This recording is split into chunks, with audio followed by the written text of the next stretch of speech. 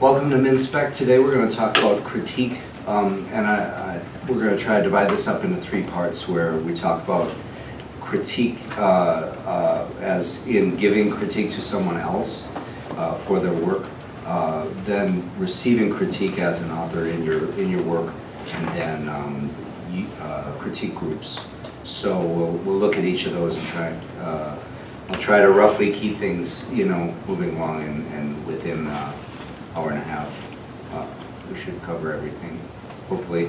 And I've got with me some people who have more experience with critique than I do to help me out. So again, my name is Eli Effinger-Weintraub. I'm a playwright, prosaist, and mercenary counter wrangler, otherwise known as a copy editor.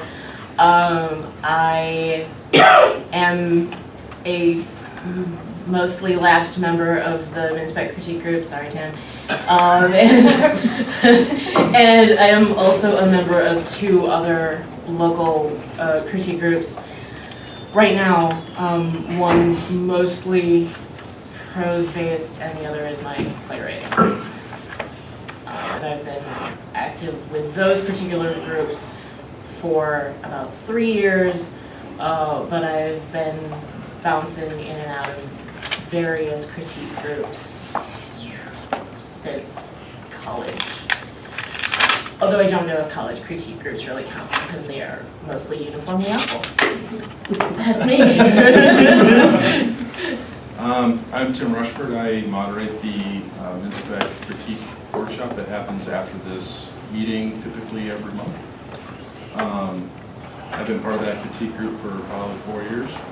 And I came to that critique group because I wanted the opinions of people who were not emotionally obligated to tell me my writing was good.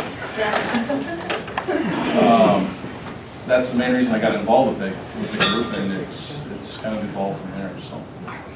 And so my own experience, I've had, I used to sit in a lot more on the critique group before you got here. I started in 2008. I joined MNSpec, and I'm an assistant administrator. I put together some of the meetings like this, the reading at Acadia that we have in the fall. And for critiques, I actually sat through the critique group for almost a year before I ever submitted anything, and really wanted to understand how it worked and what they were looking for and the types of critiquers. And so before I submitted my own work, mostly I was just terrified of getting feedback. But now, hopefully you grow a bit of a thicker skin as you go, and people actually are trying to help you, most people. And how critique is a really valuable part of your arsenal. No matter whether you're self-publishing or traditional publishing, critique is super, super valuable. And so I've had, I counted up the stories that I've critiqued, about 40 different stories that I've given critique on, and received about twice as much of that back from people who critique. So some experience with giving and receiving critique, and changed the way I've used it in my process. And critique groups, I have a kind of an ad hoc group that works through email, people that I've met and I trust to give good feedback on stuff, and I will reach out to them through email. So it's not really a group, but it's people who I have on a list that I can contact. So we'll talk about that. First thing I want to, because I love to draw on the whiteboard. We can imagine this as a line from of critique from over at this end, a professional critiquer working at the publisher. Thank you. Someone who's paid to do that work. Much better. Yes. Someone who, when you sign the book deal and your book is taken on by a publisher, they're going to look at this thing all the way from, well, we can look at it this way, from commas and grammar and spelling at this end, all the way up to what they call substantive editing, where it's plot, structure, pacing, point of view, things like that. Really, really deep. If you think of this as things that are going to improve the quality of your work, so let's call this a quality. Well, the quality of feedback that's going to improve your work. the paid professional over here, this is your mom. You know I'm right. And so critique can give you the same, a critiquer can give you the same kinds of feedback as you're professionally paid. If you were to self-publish and you were to hire this person is going to be, my guess, I'm paying an editor a penny a word for my self-published stuff.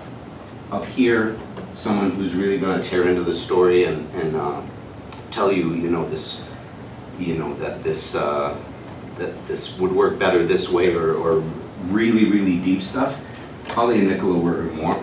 So what we're looking at, 100,000 word story is, what is that, 5,000? Yeah, so that continuum, and I worry that people think, oh, well, some people here in MNSpec are free, but some people are up here. Maybe I'll get that for free. The problem is this. Invested interest in your story's success.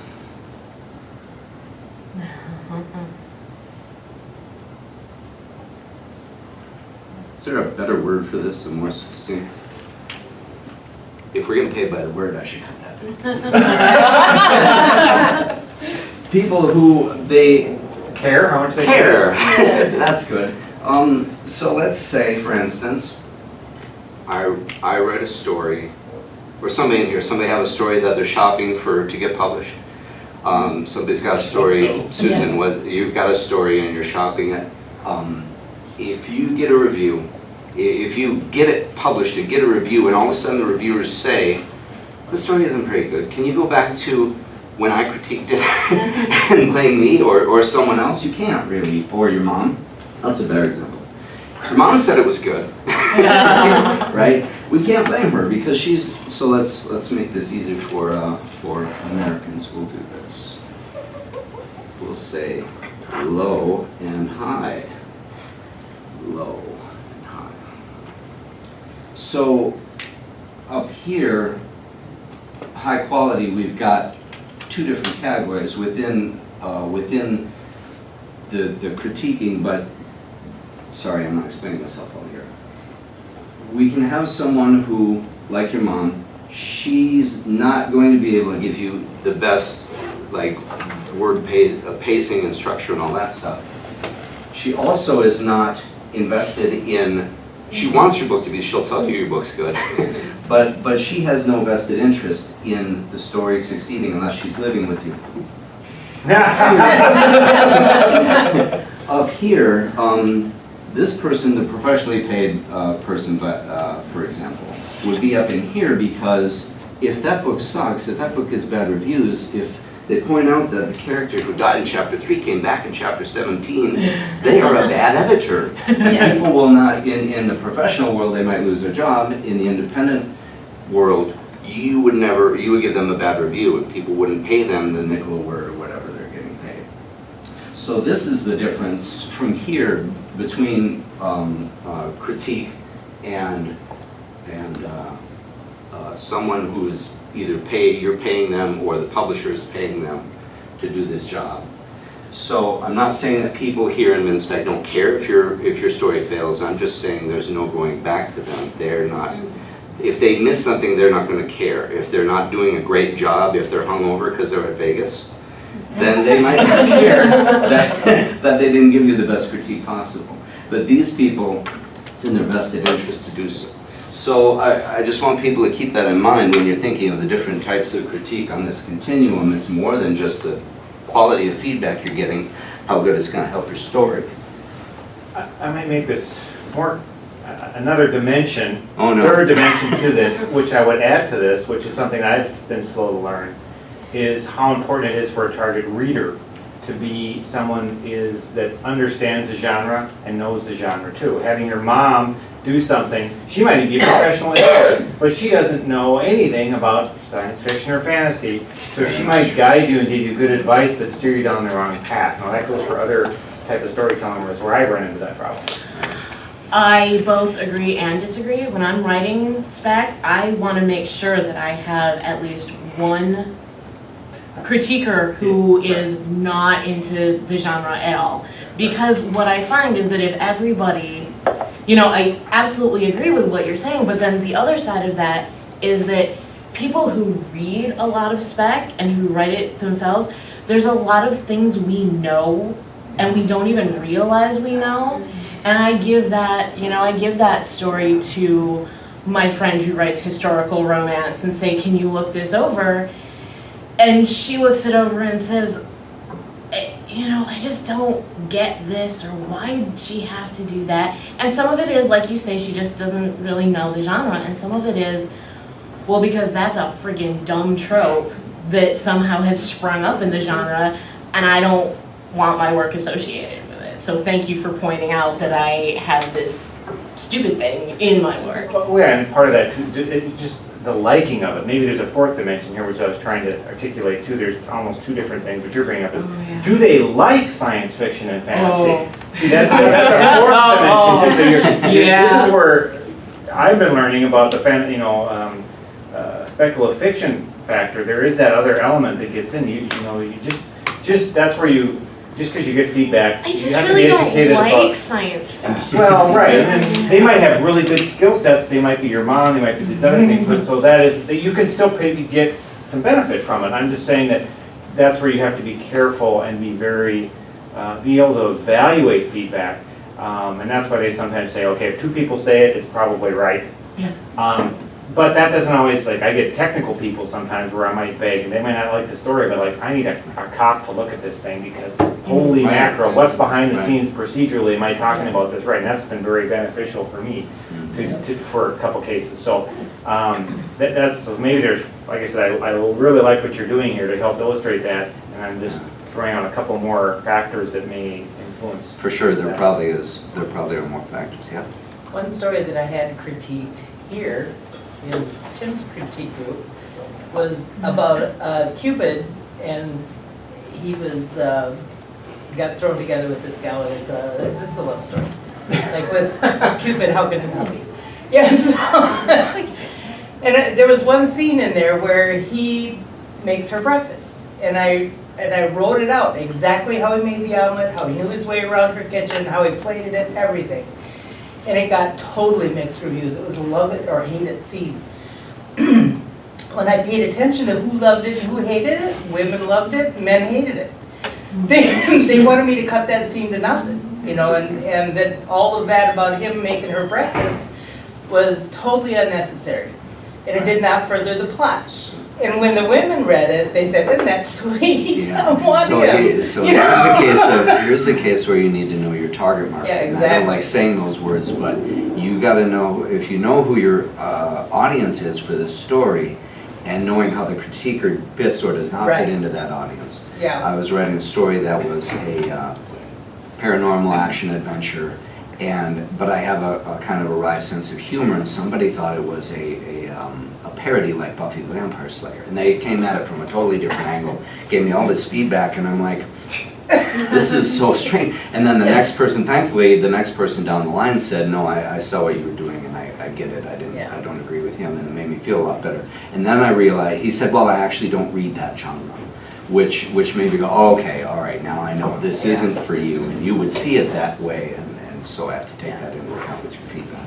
So diversity, I think, is an important key here. Having different types of people in your giving you critique that you that all the way from. I mean, it's all important. Everything from the. I don't mean to make it sound like comma wranglings on this end of the spectrum, but versus. But it's a very different focus. Versus someone who's going to pull the structure support out the center of the story, and the whole tent falls down. So having those, you need both. You need both, because these big picture people will not even see misspellings and stuff that need to be caught. So having a diverse group is always a good thing.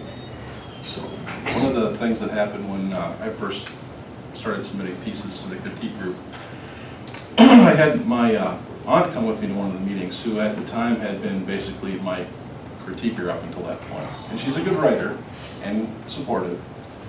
she sat here and was horrified by what people were saying about this piece that I had written. And on the ride back, she's like, they were mean. And I'm like, well, I didn't think so. They were saying horrible things about her piece. I'm like, no. That was pretty light. Yeah, not too bad, you know? So, you know, So that brings up a good Yeah. point on constructive versus negative criticism, which I was surprised when I started here at the writers group that there were people who would show up to get their work critiqued, a new person, brand new, and they got critiqued, and we never saw them again. And I suspect it's either because that's the only thing they ever wrote, or it's because they weren't prepared to receive some negative criticism about their work. And one of the things that comes up occasionally is the sandwich. I don't know if people know about how you take the negative and put it in between the positives. Bruce, you're gonna get a lot of money. Your parents were gunned down in an alley, but the check will be here Friday. So you layer in the bad news in between the good. You know, you try to find something. I always try to find something good and bad in everything, and sometimes it's hard. Sometimes it's hard to find bad things. Sometimes it's hard to find good things. But I think that's the best one. And especially, huh? Another good thing is to have a stuffed animal that you let the person whose work is being reviewed hold on to. Right. do we still do that? There used to be a stuffed animal that would You're on float your around. You're on your own. Bring your own See, one problem is, as you can see, is that there are books which appeal to people who don't ordinarily, who don't read much, and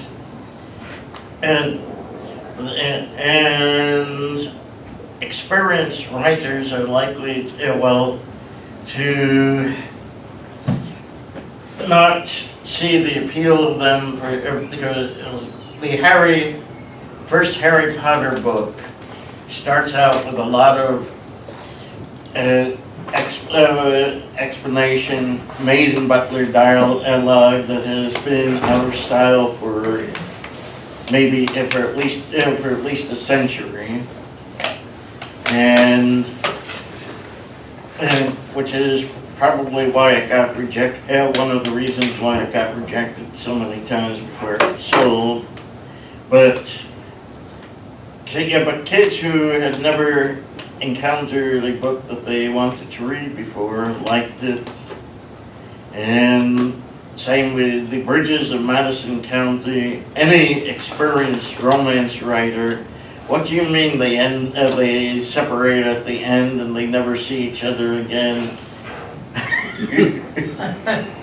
Okay. Did you have a comment? Well, a question really. I mean, you kind of started talking about when you first started critiquing. I'm one of those people who has never worked up the nerve to critique. Mm-hmm. A lot of reasons, but one of them is, how do you know that you're critiquing to the right group? And by that I mean a group that understands that you are a beginner. So what you're looking for, what's going to give you the most value in a critique, isn't going to be what you call the comma wrangling. It's really going to be that guidance around structure and plot, the basics of what a story is built for. Is it okay to spell that out and say, this is what I'm looking for? Do you need to look for a specific group that focuses just on that? What's happened in at least in the MNSpec group, typically is those big picture kind of critiques. Almost every critique that I've done myself and received, in the group, the discussion has been about those big picture items that you're talking about. But when I get the notes from the person giving the critique, usually there are some of those smaller line notes that accompany it. So in the groups, people are focused more on, not on the nitpicky little editing stuff. They're concerned about using their time in the critique session to discuss, their thoughts on the big picture issues of the story. That kind of makes sense because a line edit is going to be obvious when you hand it to a Yeah. paper. but like a subject of discussion or plot or why I felt this way, it's easier to you can smooth it out because then you get the tone and you get the body language and all that with the discussion of that piece that you're trying to present. But I always, on the pieces that I submit for critique, I've always said, here's where it's at in the process. This is going to be going to a professional editor, you know, so don't worry too much about, I tell people don't worry too much about spelling and punctuation because I'm worried about moving giant blocks, shifting things, pacing and stuff like that. So I will do that at the very beginning. I did it at the end before. What do you think about my, and they're like, well, too late. Actually, I had some people write that too late. Now I'm done, and now I don't know that you want me to look for those things. But that's totally okay to ask. Ask for the type of critique you want on that thing. But does that answer your question about the group? And Because there are I different totally shut that part of my brain down when I'm doing a critique. I am screaming inside, but it's not. I've never found a copy editing focused group. You know, the only time I'll bring it up is if it's causing me a problem. If it's causing the story a problem. I critiqued something once where it was a Regency fantasy kind of thing, and there was a lot of dueling, and the writer used the wrong duel every time. And it got to a point where, you know, it's just one little spelling error, but over the course of a 50-page short story or however long it was, where people apparently were really easily offended in this story and kept like challenging each other to duels, and it just and again, like Tim said, I didn't bring it up in the critique, but I was sure to leave a note at the end of my, because when I critique something, I kind of read it through and I'll make little comments in the margins, and then I'll kind of do a summary thing at the end, and then at the very end of that summary, I said, one other little note. By the way, just a thing you may want to look at. Okay. And then one of the novels, but a related thing to that. As a beginner, if what you're primarily thinking of writing is a novel, where should you be in the process before you get your critique? That's a great question. That's a great Can we question. talk about that in just a second? Okay. What's your comment, Becky? Well, that was sort of my comment. The other thing is, when you're getting critique, tell people what draft it is. Oh, yeah. Right, that's what, like I said, It's the first draft. has Do this you even want to been show it to previously? anybody? Bingo, that's something you're asking good questions, but that's related. Like, when some people say you should never show any first draft to anybody. And so, what are you looking for in that feedback? Is like, are you using criticism for encouragement? Or like, is my chapter 1 suck? But it's dangerous sometimes to get feedback while you're writing something, or if it's too raw, maybe. If you're doing a first draft, and I've given people first or second draft up, and I know there's something missing, but I don't know what to do about it, I'll ask, And, what do I need to do with this? and by the way, if your question is, does my first chapter suck, the answer is yes. Yeah, correct. Unless it's like the 10th, then maybe you have a small percentage chance that it works. The biggest problem with critiquing something in process is you get feedback on like your first 3 or 4 chapters, and then your initial urge is to go back and fix that, okay? And then you want to find out if you fixed it, so you start it again. And then you fix it again, and then you submit it again. Yeah. And what ends up happening is now you're focused on chapters 1 through 4, and all this other stuff is not even happening anymore. Plus, chapters 1 through 4 ends up really a lot better than the rest of the book. You can tell, even with published books, you can tell the moment where like this is where we were focused, and then this is Okay, now where we have to reach the oh end. crap! Now I have to finish it. Right. That raises a question for me. How do you know when it's time to move on from that critique group? And what things do you suggest? You know, let's wrap up the giving critique for, because that falls into the question you had about how to use it in your process and as an author using it. But let's think of it just for a couple more minutes from a perspective of giving people critique. So we talked about the different types. So there's your mom, and there's there's line editing, there's substantive plot editing, pacing, all that way up. So when you're giving critique to someone else, there's some areas for you to focus on. If you read this and you're like, I don't know what to give them, you can try to think like a developmental editor, think like a line editor, think like a proofreader even. This continuum of, these are the different ways that I can help this person out. And remember to sandwich your criticism with some good stuff, so try to find something good. And I always think, even if it's really awesome, it's been the rare occasion where I've told someone I tried to find something bad in here and I really can't. So it makes me think either you're really good or I suck at critique, one of the two. Yeah. So keep that in mind. And My other comment about giving critique is whenever you can phrase it in a way that makes it clear that you're on the side of the story, and that if you're giving critical negative feedback, you're doing it because you want the story to be better. It can be a difficult needle to thread, and some writers are not always the best at people and tact. But if you can say,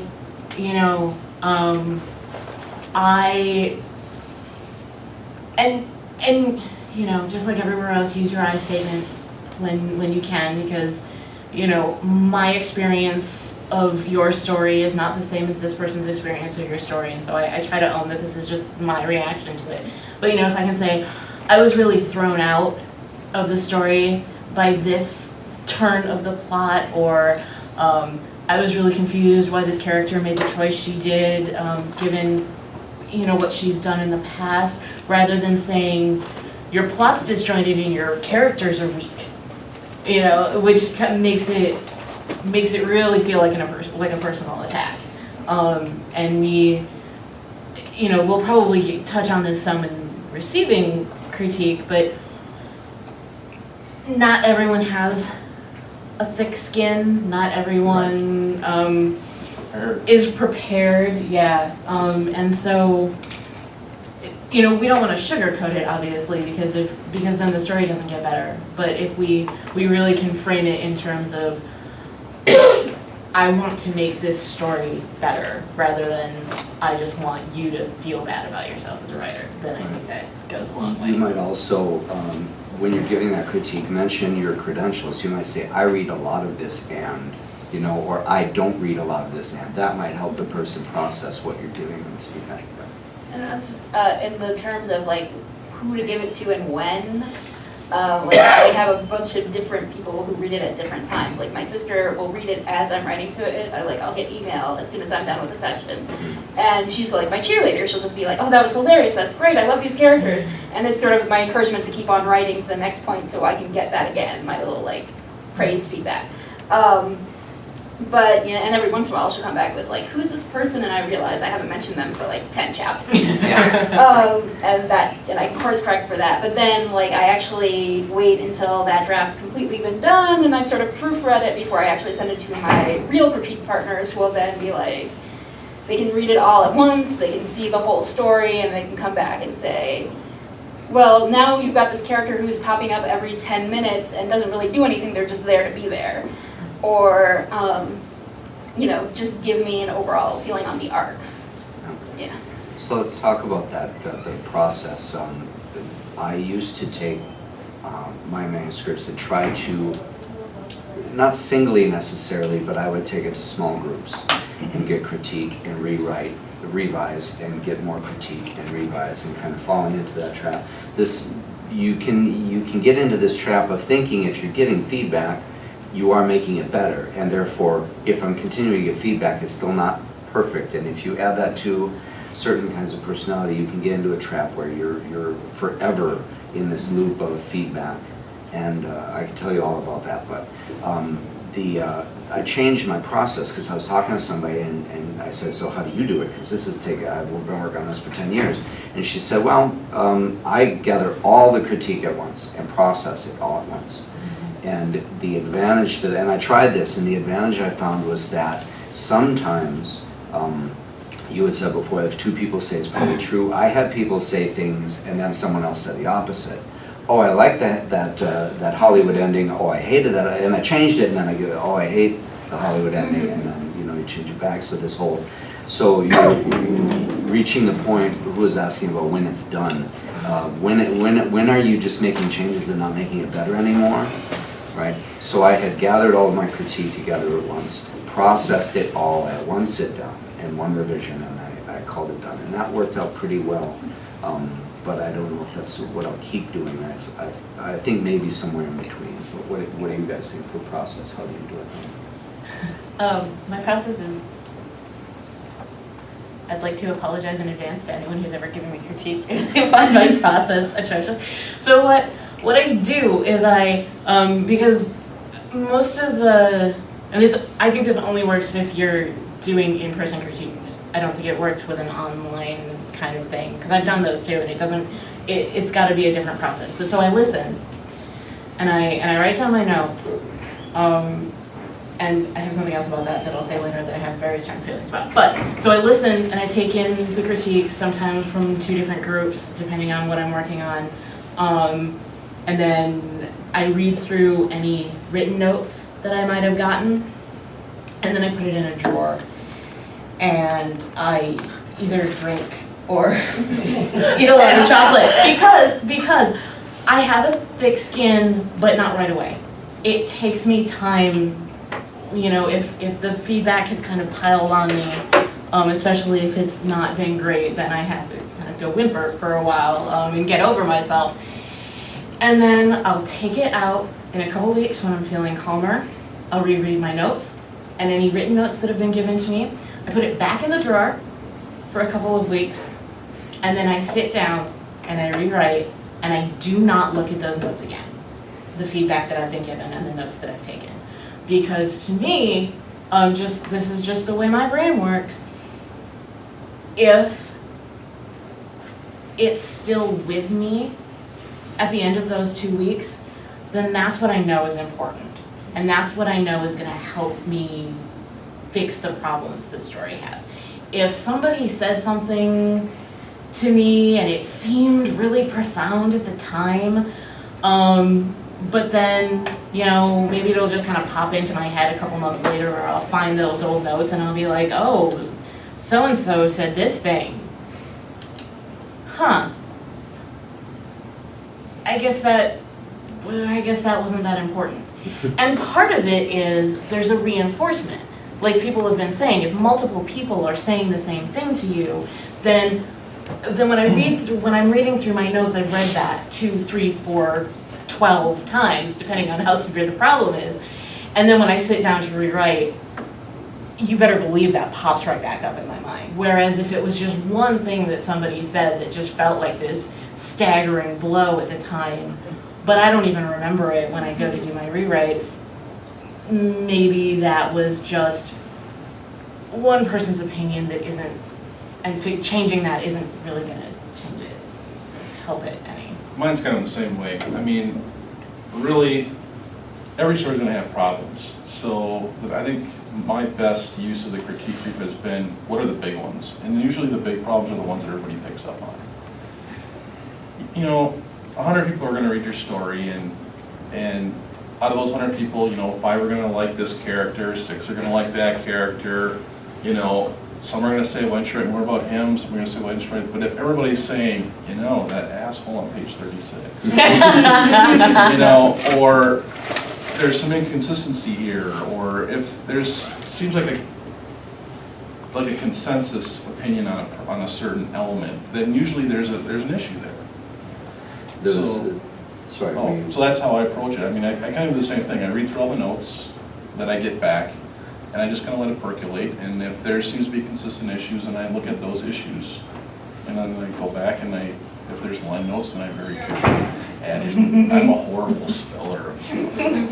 I had one critique person who read my novel that I just finished. Said, you use the word shutter a lot in this. I'm like, okay. She goes, and the shutter that you're using is the kind that are on houses. I'm like, oh, great. She goes, so where are they getting all these shutters? In France, 1914, you know? So, yeah. So this brings up an interesting point. So when it's finished, there was an author who released her book through Amazon, through CreateSpace, I believe. And you know where I'm going. And the reviews came in, and let's pretend it was like Twilight. There was Team Edward, Team Jacob. Does everybody know what I mean when I say that? That there were the two love interests, and at the end she picked Team Edward. And there were people on her reviews hated that character repeatedly, didn't like the fact that the story ended this way. So she changed it. She literally, post-publication, post-reviews on Amazon, edited the document, uploaded it to CreateSpace. I love the look on his face. So it became newsworthy because I don't know if you guys know how this works. You buy the book it's digital only. So you buy the book and you're reading it and you read it all the way through and you get the Team Edward experience. She changes it. I downloaded the book too, but when you sync up, it pulls that corrected version down, and now I read it the next day and I get a different experience. It's a different book with the same title, same ISBN, same everything. So it blurs the line of where the art is actually finished. I mean, we've all seen the director's cut of the movie where it came out this way, theatrical release, and then later on that's not what the director intended, and it came out this way. But this is a whole new thing because it made news because isn't this great? We can go back and change things based on user preference. And I'm thinking that's just using Amazon reviews as a critique group. Yeah. You know, that's just that, or you didn't get enough critique up front, and now your story's suffering and because of it. And there is a related problem, not with one particular book, is when a writer decides to do a sequel, and let's say the writer used to be a liberal and is now a conservative, or the writer has had a religious conversion, or hey, I want to make my intelligent robot the savior of the universe. Which is what Isaac Asimov actually did in the end,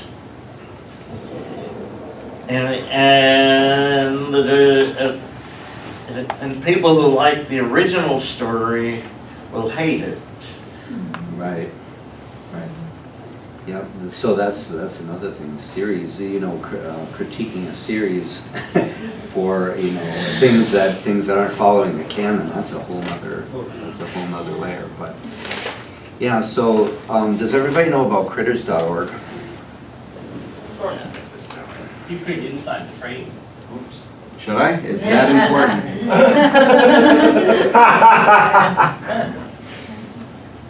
.org.com. Critters.org is a place where you can go, you can review other works, and you get credits toward reviews for your own works. It's a bartering system for credits, so for critiques. So you give 10 critiques, and then you can upload your story and get 10 critiques back on it. So useful, and you might consider this part of a process, part of a layering thing. Maybe I give it to them first, and then they come back, and if you want to make that part of your process. But having tried both ends of this spectrum of one at a time and then everybody all at once, I'm finding neither one of them were suiting my needs. I felt like when you take them all at once that now if I do heavy revision, I feel I want to get critiqued again, but I personally don't ever want to critique a story more than once, ever. I've done it and I hate it. I feel like you're not getting first read experience anymore. You lose that, and as an author, you lose it most of all. Nobody's going to read the story more than you. But your critiquers, that's why you can't critique your own work. You're poisoned by the knowledge of all the things that are going on and going to happen, and you see in your head. Well, you give it to somebody and they read it, now they've kind of got that poison too, and so now future critiques are going to be more likely to have those flubs in them, or those misses, those, what do we call, I'm in a critique group and we call them zipper down in public. That kind of experience, oh my God, you did, you know, that's the character dying in chapter 3 and coming back in chapter 17. That's you were caught with your zipper down. That was, you know, things that, and the more you read it, the more you expect to see the way the story goes, and you miss those things, so kind of dangerous. So I think going back to a more middle ground approach, finding groups of larger groups, maybe 2 critiques or 3, you know, and if it might be different if you're doing it just for, if you're going to traditionally publish and you know what's going through an editor, maybe you treat it different, I don't know. There are groups who work with novels who say, we're not going to look at your novel until you critique it. And I think that there's something to be said for that approach, that that's not the way my group works. That sounds like a good idea to me, because if you make a substantive change that deletes those first 3 chapters, then everybody has a good time, you know, critiquing it. And groups that also say, and some of these are the same, but groups that will absolutely say, we're gonna critique your novel once. You get one shot at us. You get one shot, yeah. Yeah, so make it count.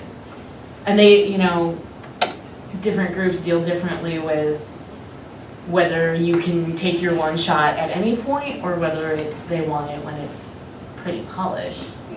And that's. I think that if you're going to say you get one shot, then I think it really is up to the author to decide when it should do them the most good. But I did earlier hear someone talking about being a beginning writer and where do they get their novel critiqued. That was you, wasn't it? Yeah, and nothing personal? Okay, but when I hear that, I think, okay, I'm a beginning architect. Here's my design for an opera hall. What do you think? I think that beginning writers should start with short stories to get the whole story structure thing, and get those critiqued, and then work on the novel. You know, I came across someone else recently who said, oh, well, I've been spending the last 20 years, I've been writing this epic fantasy trilogy. The first thing that she's ever written. And I'm thinking, if 4 people read that, you're going to be lucky. Right, there's something that big, so it's really tough for people to commit to. I'm definitely open to that, and I appreciate the feedback. I've thought about myself. The only reason I haven't gone that route is because everything I've ever tried to write is a part of something bigger, and I almost feel like, well, if I go back and try to create a short story, you know, like you say, as a beginning thing to submit, it's almost like I have to go back and abandon everything I've done before, and that's why it's kind of been difficult for me to do that, just to stop doing what I'm doing and start writing something in a form I've never done before, which is this short story. You know, it's funny because I had to do exactly that, because I started writing this epic saga thing and it ended up like 238,000 words. When I finally hit the word count, like 238,000 words, and then I had to go online and say, how long is a novel? Oh, well. And how long is a first-timer novel? Oh, I've got 4 novels here. Near the end. And that's when I realized I had to set it aside, and I started reading books on how to write better, and one of them said join a writer's group, which is how I got here, and that's why I sat in for a year. I didn't want to submit pieces of this because I knew it was not very good. And so I went back and I wrote short stories, which is exactly what he said. I did that. And I don't completely necessarily outside of what I was doing before. Yeah, I don't necessarily agree that you have to write short stories before you can write a novel. A lot of people do, but a lot of people don't. Just, you know, you will need to be prepared whenever you start submitting this to critique groups. you gotta be ready for the people who are saying, maybe you should have designed a swing set before you built an opera house, you know?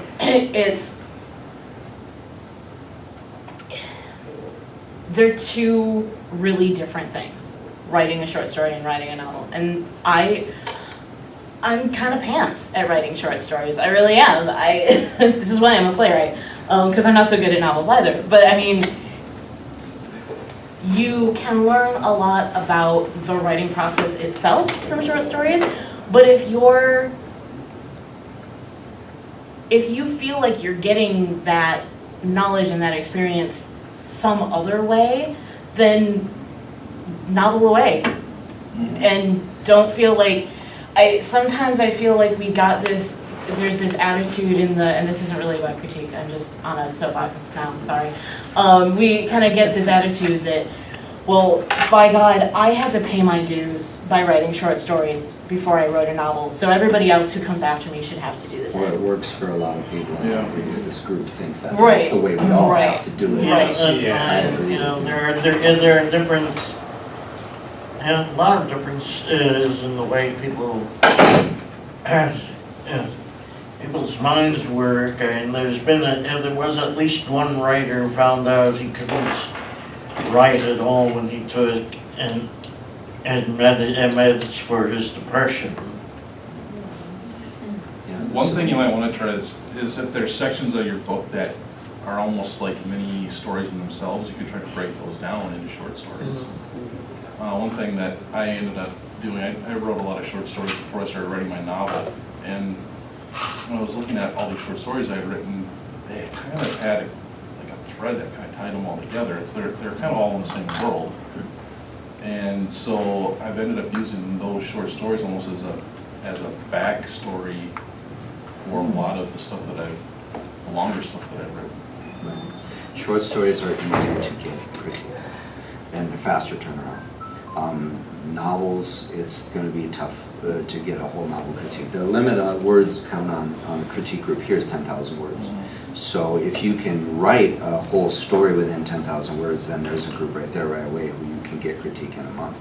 But if you write a novel, you're going to have to find a group that's going to be willing to critique that stuff on that, and who knows how long you're going to take for it, or critters.org, for example. But it's if you can hone those skills and treat this stuff as just, this isn't something I'm going to, publish yet, or maybe I'm not too worried about it, but ruining my canon of this other epic story I'm working on. You can go over here and learn some tools and take those back to the other, which is exactly what I did. Yeah, What is question? Yeah, the reason people always wanted to write novels is they couldn't sell short stories for a long time. And novels produce the money. Short Yeah. stories would produce the experience.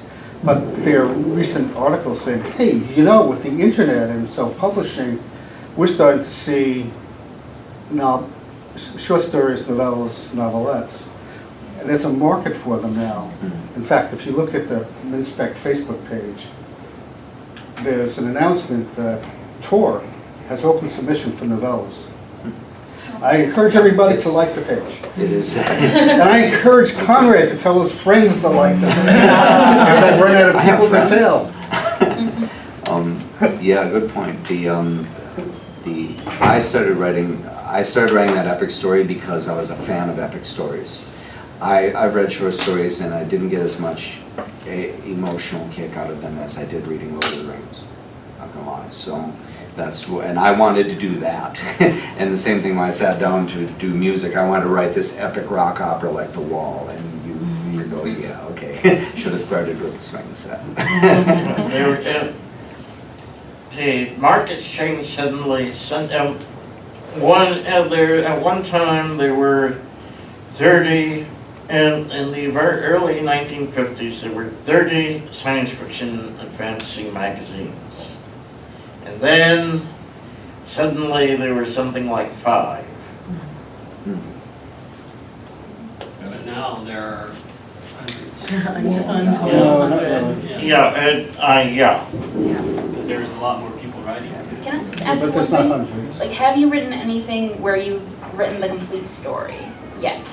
Have you gotten to the end? yet? I've gotten a couple of things where I've gotten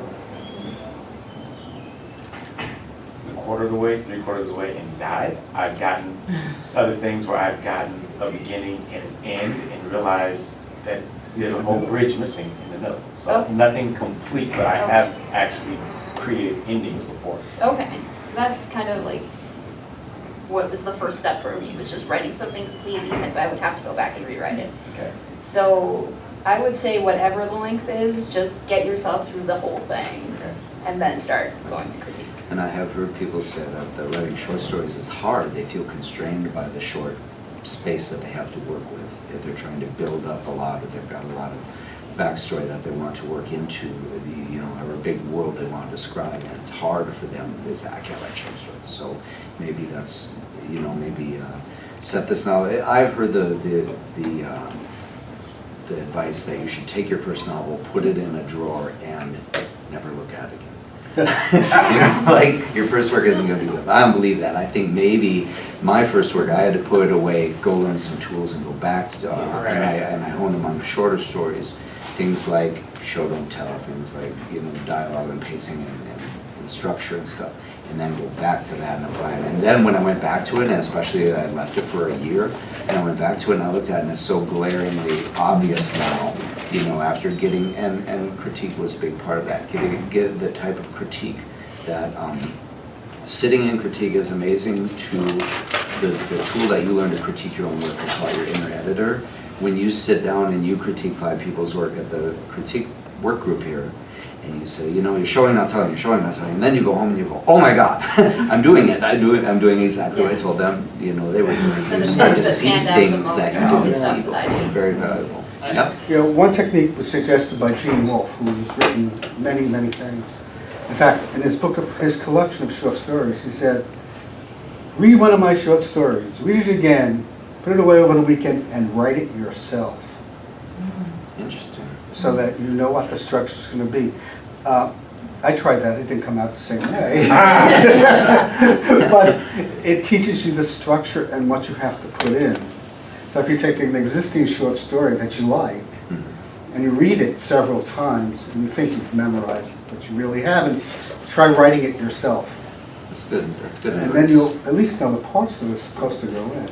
You might also think of where you need your critique in your writing process. Some people need ideas, stuff on the front end, or is my idea working? I hear that a lot. Is this story working for you? They want to know if their glossy 20,000-foot view is working. Whereas myself, I like to get all the way down. I don't want to be pushed around at that level. I don't want people messing with my story, right? It's my story, and when we get down, I get it to the point where I would hand it to an editor or to an agent or to the public. I get it as far as I can before I get critique on it. And so that way I feel I'm getting the best value out of it. If you get a bunch of 20,000-foot critique and edit and revise, now you've got a different story. Now you're kind of starting over, in a sense. So. I think the hardest part about sending a novel through critique group is just the length of time it takes. So, for example, I've got 2 chapters left of my novel that I've been putting through the critique group, but it's been like 15 months, 16 months of...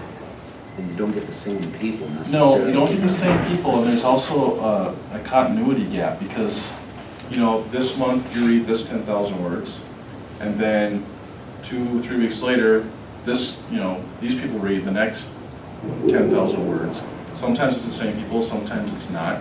And there's like continuity threads that get lost in there just because of the amount of time.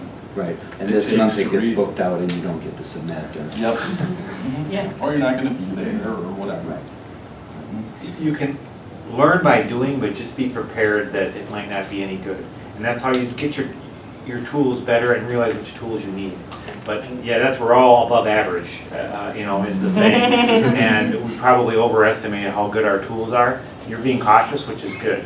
But what you're hearing is the structure, is the common thread here that I come from a screenwriting background and then novel writing, and that is so nice to have that tool sharp. I've got all kinds of other tools I need, but that's what I see. Novelists, there's so many tools you need. don't underestimate that. So sometimes though you can learn, you can only talk about it so much. You gotta eventually jump in the pool and see if you can swim, you know? And then you'll find out, maybe I should have been in the shallower end, and then I'll learn a little bit more before I go in the deep end. Well, the great way to do that too is like for the anthologies where there's a call for submissions, they're giving you the limitations already. We'll only accept stories up to X words. It's got to be in by X date. Set everything aside, do this, and you run it through a critique group once and get that whole micro process down to submission, and you know, and then you can take that and then go back to the bigger project. I mean, you might need literally 100 tricks, you know, a dozen tools and 100 tricks that you're gonna have to learn to actually have something that doesn't, you know, that has a chance of making an anthology. And so, you know, just ultimately starting with short stories, even if you don't like them, maybe you should start with your first chapter, you know, and you only get your early stuff critiqued.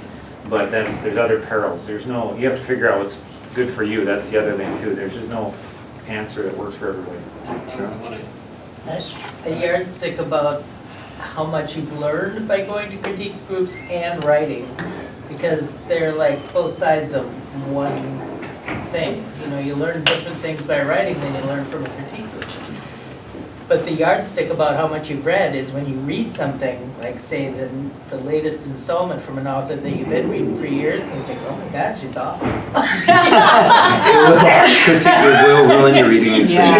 Yeah. Like you were saying you could turn it off. You turn that off But to do just- different types of yeah. critique. You can turn off the edit to really get into the story. Yeah, I figured that out. Tyler? Yeah, I just want to say that I do think it's important to, if you're going to write crap to learn, to not spend 3 years writing one crappy thing to learn, but you learn a lot from telling a complete story, even if you don't do it very well, especially if you don't do it very well. Right. And if you do that enough times. But the other thing is, I mean, people say writing short stories is hard, but I mean, there's reason it's hard. It's because you're doing something hard, and you think that you have more latitude in a novel, but you really don't, because you still have to be terse. You still have to express yourself in a way that leaves out all the boring stuff that people don't want to read. And so writing the short story is excellent practice in building the habits of expressing yourself economically. Let's iterate faster. Yeah, I mean, when I'm writing a novel, I still think, do I need this sentence? Is this phrase telling me anything that wasn't implicit in the rest of it? You still need to think about that. Yeah. Hey, one thing I've learned in an online writing group, there was somebody who was was explaining something I knew, which is essentially the writer was a city or suburban resident, and he was setting a story in a farming area. And he had the character look out and see at a field and see crops growing. And I went, no. He would, and explain, no. A farm kid would see either a crop he knew or he would see an unfamiliar crop. And I did other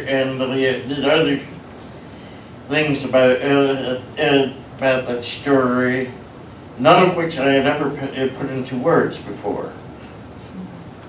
So, which would be, and I think that can be very useful for a writer. Okay, so are we kind of wrapping up the Sure. accepting critique? Is that, no, I'm asking. Yep. Okay, so this is my soapbox, this is my big soapbox. And this is about the actual, how you deal with critique when it is coming at you. Now, we have, different groups do it different ways. The MNSpec group, we go, for those of you who haven't been, we go around and each person has, is it still 2 minutes? 3. Awesome. You're so generous. 3 minutes to give critique, and then we move on to the next person, and then it comes around to the writer. In my playwriting group, it's a free-for-all, and because we actually read through the pages, and so the advantage of something like the MNSpec group is there's a cutoff date that's before that meeting, and everybody has a chance to read it beforehand and think about it and write their ideas. In my playwriting group, you're literally hearing it for the first time, or the 12th if you're one of those people who keeps bringing the same stuff back. But I mean, you're kind of hearing it, and then everybody has to just kind of just sit there and be quiet for a minute while they process their thoughts, and then it's just this sort of free-for-all of everybody popcorning their thoughts. And I believe very strongly that when it is my piece on the block, my job is to sit and listen intently and silently, to take notes on anything that makes sense to me or anything that I need to look at. And then when the feedback's done, or when it's either gone around or has died down, I'll address any specific questions that people have asked me, like, oh, is this based on a true story, or oh, what's your next step? But I don't answer like big picture kind of questions. People have been like, so I'm wondering if the blah blah blah, and if somebody has said something that seems really based in any kind of Total misunderstanding? Well, no. I was gonna say like prejudice, if somebody says something dickish about, oh, I don't think a woman could actually do something like that, or if it's a complete misunderstanding of, well, isn't that illegal? If it's some sort of, I just wrote a play about a funeral, and somebody was like, that's not legal, and I'm like, look, buddy, let me cite you state statute. So I will correct misunderstandings like that, but other than that, when that feedback is over, I say, thank you. You've all given me a lot to think about. Maybe I will bring it back after the next draft. I do not argue. I've received critiques that were on my critiques that were longer than the critiques I gave. Yeah, there are a couple of people in my playwriting group who literally will argue every piece of critique that they're given. And the thing is, if you do it right, this work is going to be read for prose or seen for a script by a lot of people in a lot of places. And you do not have the luxury as the writer of standing over the shoulder of every person who sees or reads this and say, well, what I actually meant in this part, or, oh, you just don't understand what I was trying to do here. You've clearly never been to this particular city at midnight on, Right. If they don't get it, I mean, okay, granted, like you were saying with the person who thought it was like a Buffy thing, inevitably you'll get one or two people who are like, wow, you just had a totally different experience than everybody else. Okay.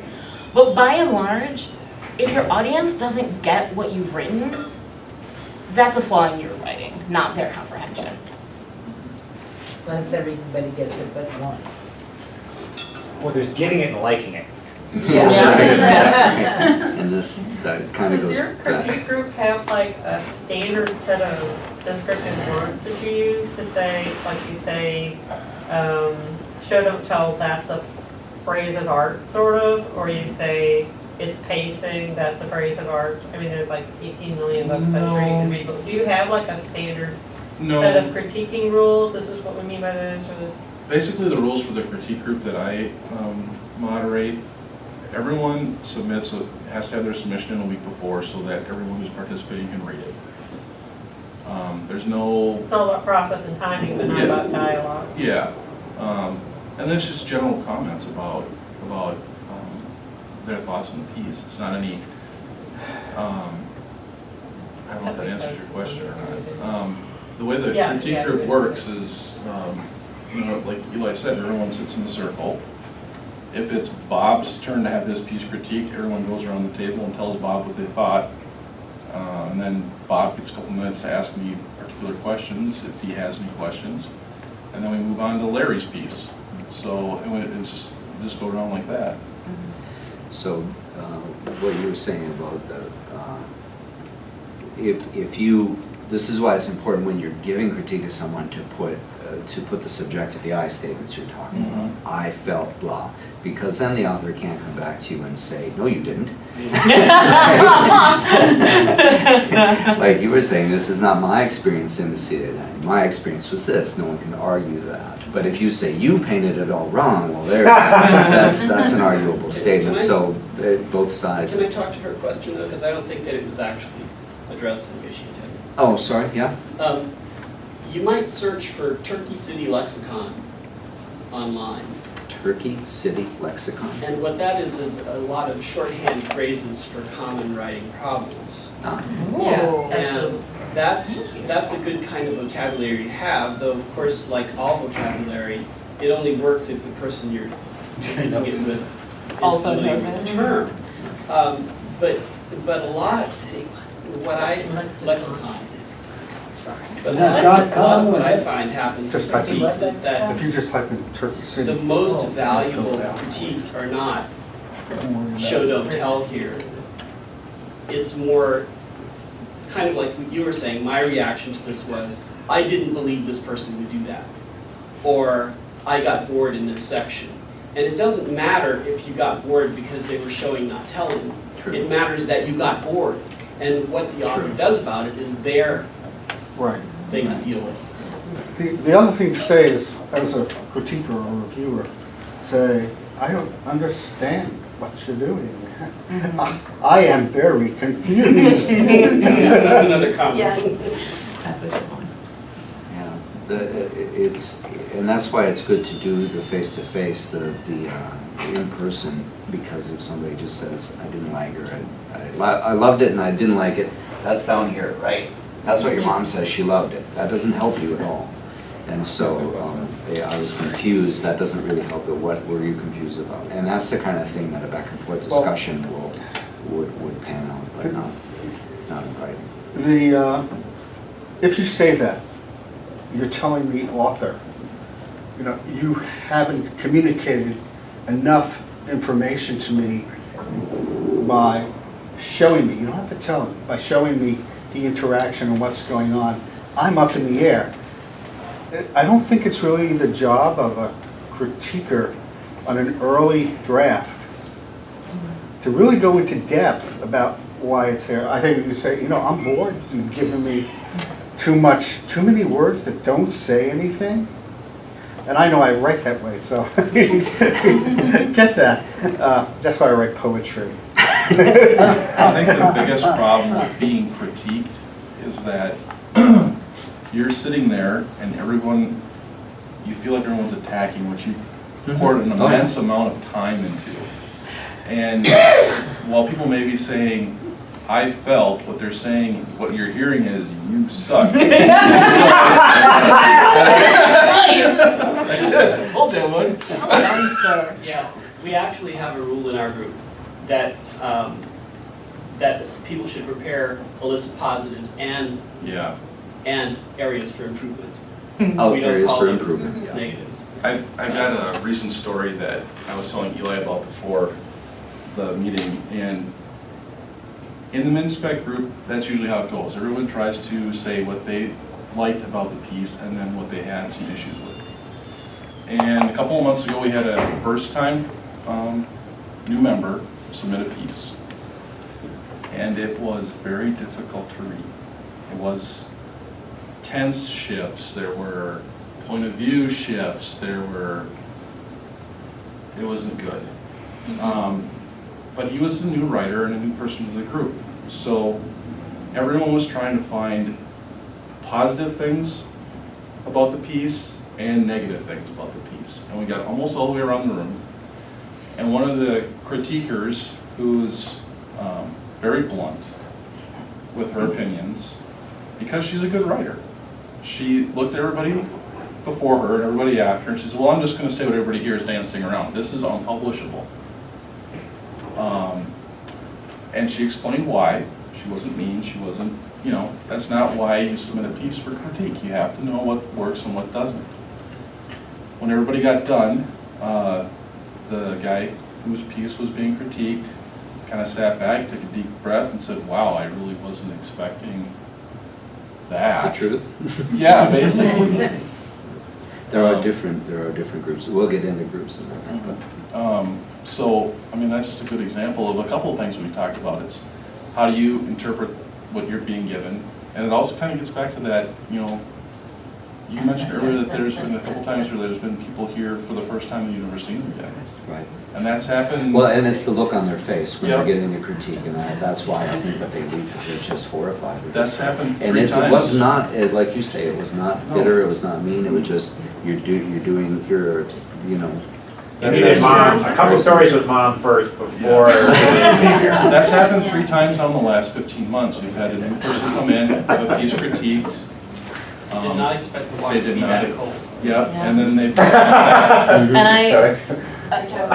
I didn't wait as long as you did, Conrad, but I came 2 or 3 times before I submitted, just so I could really know what I was getting myself in for. Not me, second time, game on. I know. You're great. But you were ready. Yeah. I remember, you were ready. Yeah, and there's people who Yeah, aren't you even will. signed up You will yet. know when you're Yeah, ready. you want. Yeah, there are people who haven't even signed up for the group yet and want to know where they can bring the manuscript for critique, and I'm like, let's learn about critique first. We had one guy about a year ago who submitted, a first timer who submitted a piece, came to the meeting, had his piece critiqued, and he emailed me later that day. I'm thinking about submitting another piece next month, but can you tell Bob that he can't critique it? Why are we laughing? I felt Bob was really mean, so could you just send him an email that he can't critique my piece next month? And I said, that's really not how the group works. Yeah, And never saw him again. yeah. So, And it occurs to me that about Kirstein, one thing that you could have that you might say if this arises again is to say if there's somebody, a critiquer who you think is absolutely wrong, that person can be as valuable, their opinion can be as good a guide as. Right. Right. You know. If I hate Bob, I'm gonna do the exact opposite of everything he Yeah. tells me. Just got us right, by God. On the other hand, I've had some of the best critique I've got was from some of the most Tactless. blunt and tactless Yep. people, and I don't want to talk to them, but I want their feedback because you just gotta build up the skin over it. You just gotta build up. I think part of it is if you've been in a critique group for a while and you've done a lot of this, you're there because you want to find out what's wrong with it. Right. You already have the motivation to write. You know that you have some idea what you're doing, and what you really need is to know, what do I have to fix here? They're great. Go ahead. And so, you know, like I was saying, in my group, we have a rule that we're listing positives. I don't care. I've heard those before. Yeah. I actually did have this experience where the first time I put something out for critique, I got completely overwhelmed and, just couldn't handle it and had to draw back and stop participating in that group. And now I don't even remember what they said, and if I get a critique back where it's all like, this was good, this was good, this was good, thanks, I'm like, well, that wasn't worth my You time. got hosed. Right. Yeah, like, Been there.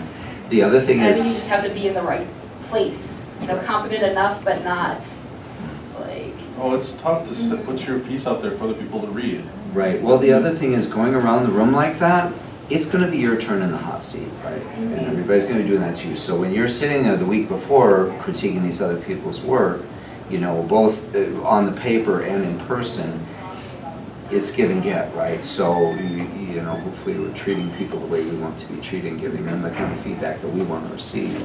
And then as an author, I find I want a collection of tools. I want a team of people that I know if I need commas wrangled, I'm gonna give it to her, and if I want quality feedback, you know, there's people whose opinions I trust because they've critiqued my stuff more than once. And I will give it to them, and I will actually sought them out through email, through the group. Yes, you know, even though we're not going to critique group, I'm saying, will you, you know, because I love the critique you gave me was, I should have paid for that, right? So maybe we can do some bartering on the side here. Put yourself together a team of people. You know, there's the crit group here, but that's not all. There's all these authors that we're, you know, can reach through the meetup or Facebook or whatever. There's critters.org. And so we can put together our own little system, our own little publishing company, if you want, of internal publishing company of, you know, we're gonna layer it or we're gonna group them all together, whatever. Okay, and let's see, I belong to an online writing group, which is, and deadlines every month and a half, which is looking for new members. And That's good to know. what? Do you have a website or something, some reference that people can check it out? Okay, I will put it, okay, I You'll will post it on the meetup? put in discussion, put in online the address of the person in charge. And essentially, one of the things you do have to do is, and okay, it will be evaluated. You need to submit a sample of your writing and a sample of your critiquing. And I find that with a few of the subgroups that are outside of MNSpec, that they're not just going to take them. and I have suggested adding that if you don't have a history of critiquing, that you make up something that you critique, for example, Godzilla of Oz or Mothra in Wonderland. So let's see, what do we got for topics here for critique groups? So if there aren't any, and I know, Carol, how far do you drive to get down here to the? 3 hours. 3 hours, kudos. If you're in Duluth, those of you watching on YouTube, hello, if you're in Duluth or Paraguay or wherever you are, make your own, if there isn't one in your area, make your own. I always tell people this, because I was fully prepared to make my own if there was not a critique group I was going to, and now it is, with social media and everything, it's not hard. In a place like this room, we just call, runs, and ask if we can have it. After I started coming down here for a time, I started also going to a new group in St. Cloud, which is an hour and a half, which is now where I pick up Chris. So it's another meetup group, and the gal that started it had to move back to Chicago and take care of her sick mother. So nobody took over, so I did. Yeah. So now I've got that one. Great. Is this the North chapter? Yeah, I was wondering how to link up. We should make. I actually talked to We did Hillary have- about it when I first started, and Az said, "What's your advice?" And Mhm. she gave me some awesome advice. Yeah, for sure. We had there were people who lived over in St. Paul who didn't want to make the drive over, and they started their own group. There was enough of them that they started up, and there was a St. Paul group. There was a Southwest group over toward Golden Valley or something, and it didn't work out. There wasn't enough. You know, Well, since- and if the only convenient time and place for you is Tuesday at 6 a.m. in Fargo, then you probably then you can try finding out if there are other people who would be interested. Yeah. That's the great thing about the online. You can do it slow motion through online stuff, but I really find that the face-to-face interaction of what we do at the crit group here works really well. If you're going to start a crit group, you know, there's different kinds. There's I realized this at one of the 4th Street conventions. They were talking about writer. What's the word where you've got ecosystem, I think, where you've got your friends who read your stuff in your critique group, professional, and you've got your professional friends in the industry, etc. And one of the things that came up with was that there are groups that are attaboy groups, and this is, they can be disguised as critique groups, and their goal is to prop you up about your work and whether it's good or not, or it might be, I started this group, so why don't you all prop up my work, or I'll kick you out, that kind of group, right? So just to be aware of the types of groups, and I wonder if some of the people who come here and then are horrified leave, they might have been in one of those attaboy groups, or they may have been looking for, you know, I want to be a writer, but I'm an introvert, and I don't like people, and I don't like writing necessarily, but I'm going to be a writer, and I just want you all to tell me that my writing's really good. And then they come to they start or go to a group that just gives them ego boost, you know, versus real. Maybe this segues into her question earlier, which is when do you leave a group or find that it's not a good fit? I think that was My experience, deferred. it can happen when you get blackballed. No, I got a lot of experience of coming and going. I'm more in the ad hoc type of a critique group model, but I still come occasionally to critique group here or bring some of my stuff. But I think that's something to share to other people too, that about, you know, don't feel, if it's, there's different models. There are that just different may not work kinds. out. Are I you think outgrown? being aware that there are different kinds of groups and kind of getting a feel, and that's why I sat in for the one here and to see what it was. I wonder, it might be a good idea for just about any critique group to have a rule that you have to observe for at least one meeting before you start submitting. I've told people this more than once when they're there with the manuscript in hand, and they you know, and they're like, when can I get this critique? And I'm like, you don't want to sit in on one, just sit and see what it's like, because then they won't be quite as shocked. Yeah. But yeah, that's not a bad rule for a group to have, that you have to sit in on one. And just so everybody knows, you do not have to submit a work to download the other ones. I did this for a long time, and I think it's very valuable to critique, and you don't even have to critique other people's work. You can go and just sit, and you won't be ostracized. They'll just skip over you when you're going around the room. And Though be aware that the authors who are being critiqued might find that kind of nerve-wracking. To have that one person who's just sitting in the corner not Just saying say you're an observer. just tell them, just be upfront about what you're doing and why you're here to see. Especially when they take lots of notes. Especially when they're taking lots of notes and stuff. The paranoia will come out. You're stealing my ideas. I think the first critique session I came to, Eli had submitted a piece for that particular section, and I had read it because I wanted to read the pieces that were up for critique so I could, you know, understand what's going on. So I was sitting in the corner over there during the session. They started talking about Eli's piece, and there was something in that piece that really bugged the shit out of me. I can't remember what the name of the piece was, but you had a guy with a machine, at the Thompson submachine gun. He dumped 900 rounds with his Thompson, and I'm thinking, I'm sitting in the chair going, it doesn't work. Yeah.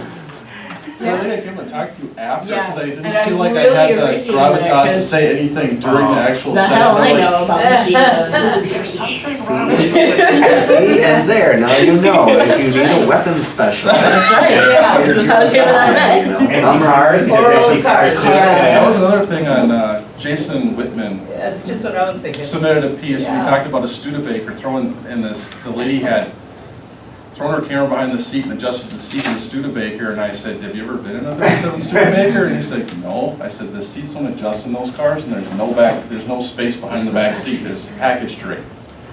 Oh. Yes, and we Go ahead.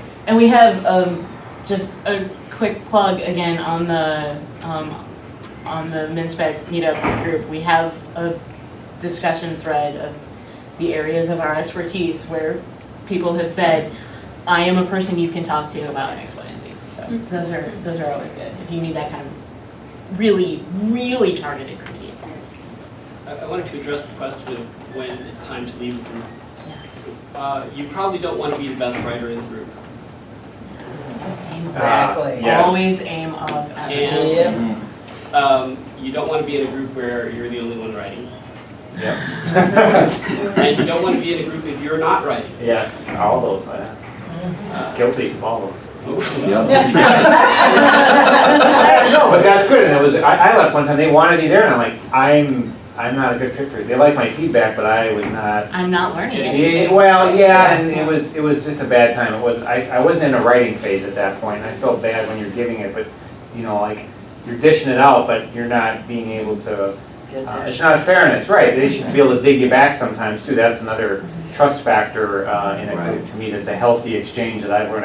I do more quid pro quo now. I don't necessarily like to But do you also don't want to be. one-sided, because it tends to make people, yeah, some people don't, I've had bad feedback that way. Anyway, but Constantly I finding out said I'm stories guilty and of all not those, actually. and that's my, Yeah. yeah, you all grow the groups or leave them. It's no hard feelings, you do it, so. And here's my answer to when it's time to leave, and it's never gonna be a problem in a group like the MNSpec group or in my playwriting group. Yeah. Any open group where people Right. kind of come and go, you don't run into this problem. Right. But here's the thing that happens. After you have been critiqued, after you have critiqued and been critiqued by the same people multiple times, you start to know where their focus is. Because critiquers are not magical, perfect beings. We're all human, right? And we notice different things. I am pants at the, would you call it the 20,000 20,000 foot. 20,000 foot view. There could be a plot hole in your story, you know, big enough to ride a, you know, tank through, and I might not notice it. But I'm really good with fine details. I am really good about making sure your female characters are actual human beings. You know, there are things I'm good at and there are things I'm bad at. And in my, both of the writers groups I'm active in now, there are things I could point at every single person who comes consistently and I say, well, she's gonna ask about that, and he's gonna tell me this, and she's not gonna notice this, even though I would really love to hear her feedback on it, you know? And it's, for a while, that's okay, because what I sometimes find myself doing is I'll be writing along, and I'll start to do something, and I'll be like, oh, Valerie was gonna yell at me so hard about that. And I can- You have an inner Valerie. I have an inner Valerie, and I can draw it back before I even write it, and I can fix a problem before it happens, because I know Valerie's gonna give me shit about that direction that I started to take it in. So that's when I'm in a good level. When I'm gonna know I'm in trouble is if I get to the point where I'm writing and I say, oh, Valerie's probably gonna give me shit about this scene, but whatever, that's just her thing. She's just really obsessed with this sort of thing. And it becomes almost an excuse for me to ignore it and go down the problem path instead. When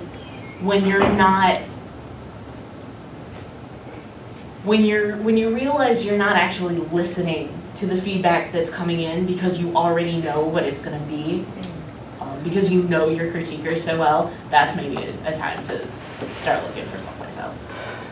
I worry at the other end that who's writing this book anyway, is my thought, where I start to have people push me around. And I especially people I respect and who clearly know more and write better than I do. I weigh their opinion more heavily, and I might change things that I'm like, I really want this to be here, you know. But it does make you justify, this is why it's here, and maybe I need to make it more clear why it's here. Yeah. So there is still stuff to learn from it. But There's the difference also between editing and critiquing. And I didn't get that at first. You know, it's taken me a while to give people what they want instead of everything. You know, that I tend to, if I see something, I mark it. It doesn't matter whether it's a comma, a typo, or a plot hole. You know, so, and I've learned not to do that because it isn't really always beneficial. Especially if they've got a lot of big stuff wrong, I'm not gonna nitpick about punctuation. You know, Right, because that passage might not even be in the next draft. Yeah, Right, exactly. I have to delete this chapter, plus I really don't like this paragraph. Especially. That you're gonna delete, yeah. Yeah, right. I hate that deleting chapters. Yeah. I said I hate that deleting chapters thing.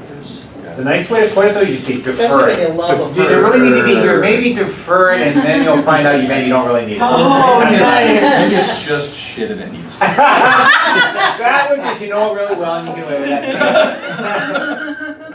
I can't truly delete things. I have a separate document that will condense them over. Bingo. and over. Yeah, Save it for the I usually sequel. put them at the end. but I Save it for the never, I sequel. almost never put them back when I do that. I almost never do, No. but it makes me feel better that I But can it's go still back. there, yeah. So are there any tools that people will use to take, okay, you've got this massive crit, and do we all use Microsoft Word, or is there any other tools? or- Scrivener, Scrivener, you use Scrivener and? I'm gonna start, I downloaded it. Oh, okay.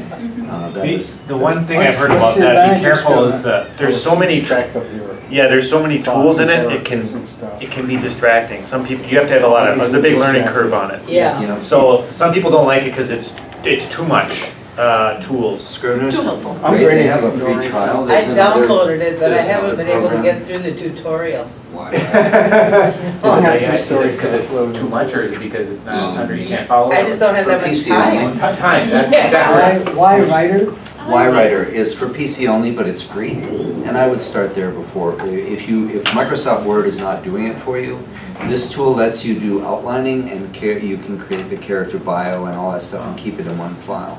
And I've found it works really well for the way my brain works. So I can write within a scene. Up here I can write the text of what's happening, but down here I can write things like, what's the weather, what's this scene about, and then I can push a button that will print all those, and Scrivener does this too. It's like Scrivener Lite, I would say. So for people who does Scrivener, they won't pay for it or too much, this is a good middle ground. There's, I would recommend trying LibreOffice. LibreOffice? That's just a version of OpenOffice, right? Oh, is it?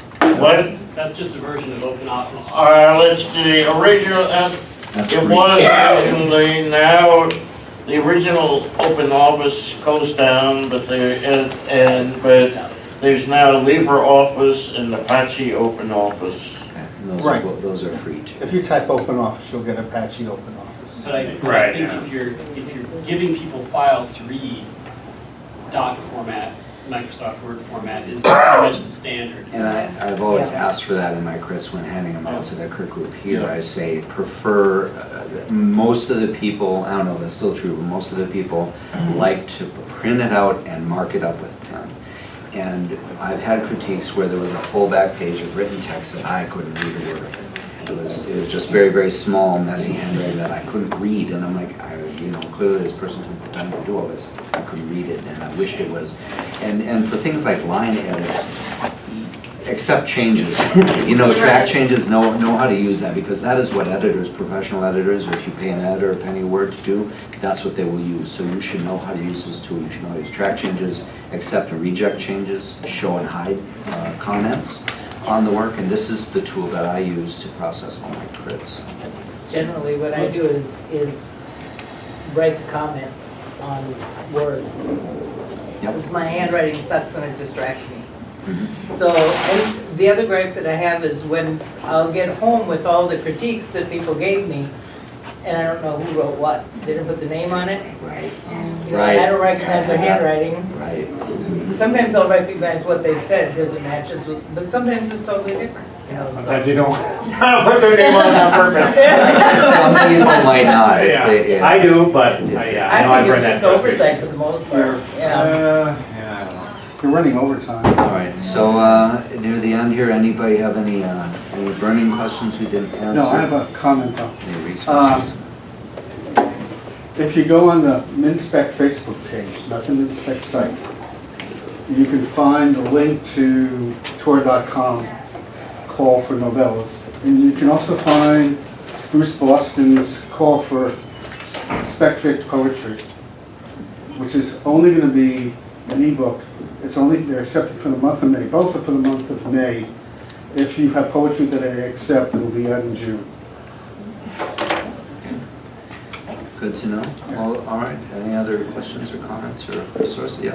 Where can we access this? So we're recording this, we'll load it up to YouTube later, and people who want, or you can watch this whole presentation. Thanks a lot for that comment. We posted that on our It's at website. I just YouTube, posted that on our website. MNSpec channel on YouTube. What's it like, the guy, whatever, that was really good thought. It's fun to read even if you don't choose to use the terminology. Just because I like writing on the board. Yeah, we have our own channel, so all these that I record, I load up to there so that people can see them and comment on and share and stuff. And so this should be up within a couple weeks. It'll be up on the web. All right. Well, thank you all for coming, and hope this was useful for you guys. And any other comments or questions or things, feel free to put them on the meetup in the comments section. We can still continue the discussion there. Thanks for coming.